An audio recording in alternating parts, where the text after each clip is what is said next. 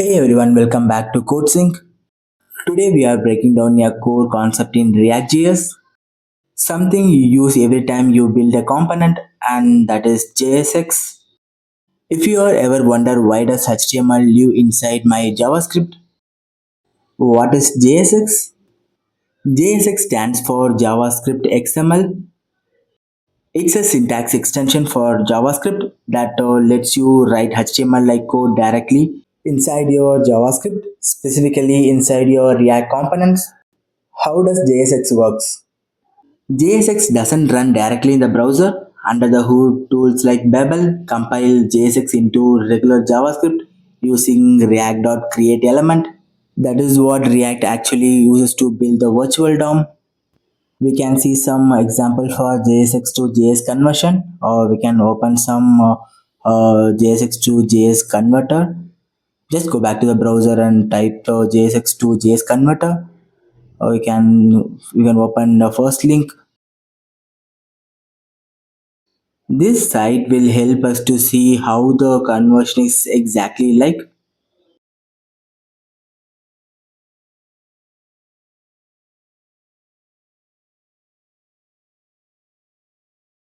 I can paste some piece of HTML code and click on the convert, and it will give how the exactly the output is in the JS.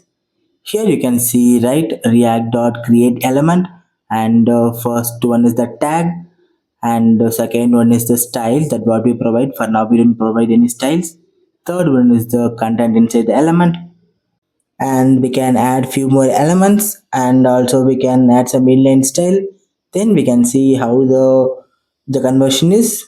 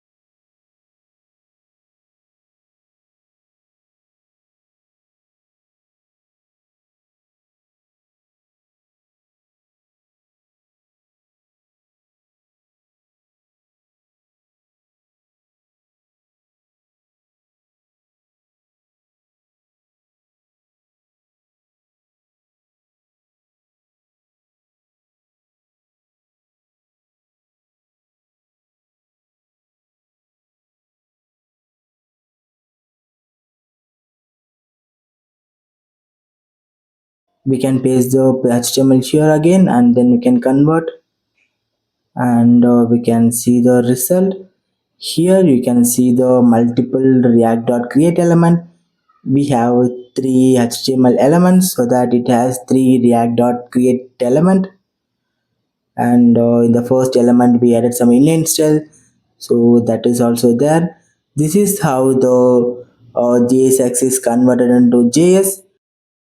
Need to remember JSX is still a JavaScript, so you can embed variables, use function, write conditionals, and some JSX rules to keep in mind. Always return a single parent element.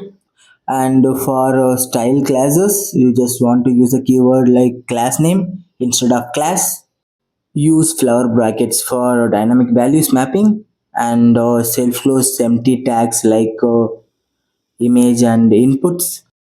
Thanks for watching this video. If you found this helpful, don't forget to like, subscribe and comment below.